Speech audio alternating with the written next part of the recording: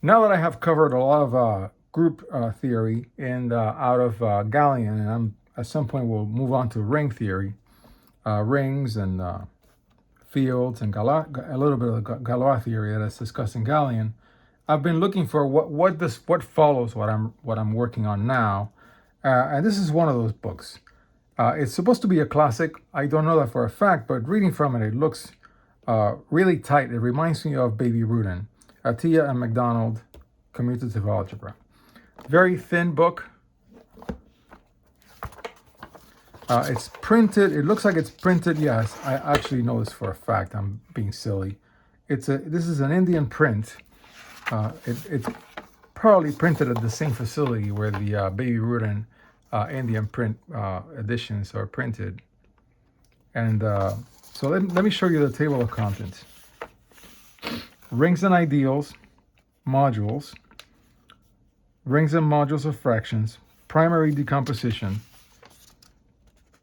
integral dependence and valuations, chain conditions, Noetherian rings, Artan rings, discrete valuation rings, and Dedekind domains. I hope I'm pronouncing that correctly. Completions and dimension theory.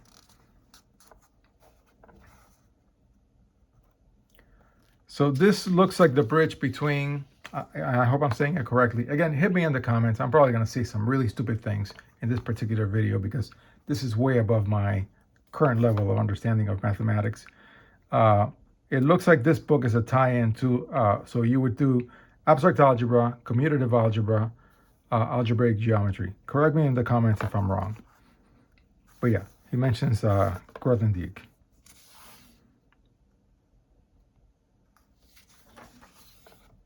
And you can pause it and read it. There's EGA being quoted.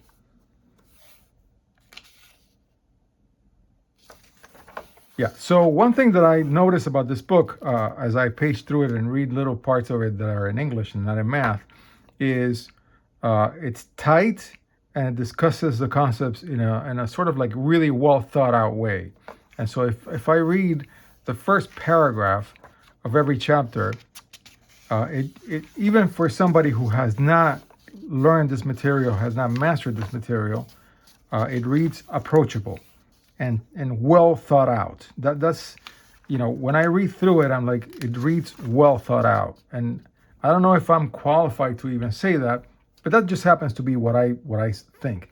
It's got descriptions of the concepts with some examples and some proofs. Very, very tight, very Baby Rudin, very old school, where it would be difficult. I think I would learn from this book while learning from another book, not just from this book. I don't feel that I'm smart enough or mature enough to be able to just read from this book, even though it's intended for an undergraduate audience.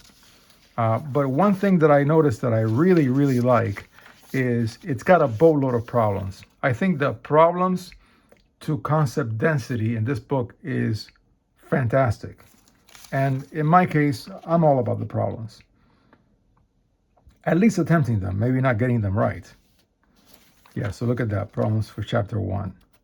Some very long, well thought out problems that I'm sure would take me, a long time. But it'd be worth it. Modules.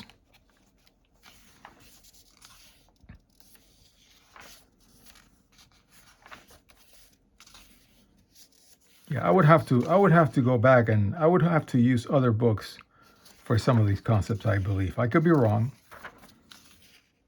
If anybody in the comments, if you've gone through this book, I'd love to hear your perspective.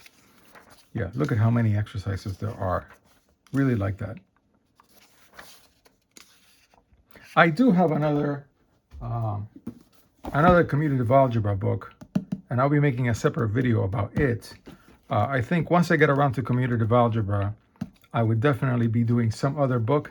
And then I believe Atiyah and MacDonald will be a book that I would consult in the beginning. It wouldn't be the book that I would do.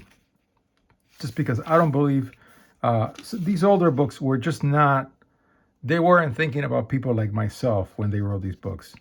Because it was, before the internet, before YouTube, I think it was very difficult to self-learn mathematics. Much more difficult than it is today. That's what I believe. Yeah, look at all those problems. And the book, of course, is small enough that if I keep talking, you're probably going to get to see the whole book. That's how small this book is. I think it's 100 pages. Yeah. So, of course, no answers in the book, but yes, your fair of theorems, propositions, corollaries, some proofs, but tight, very tight proofs.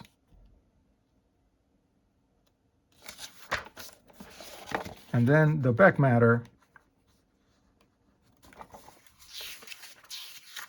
is composed of the world's smallest index. But of course, the book is only 128 pages long. So there you have it.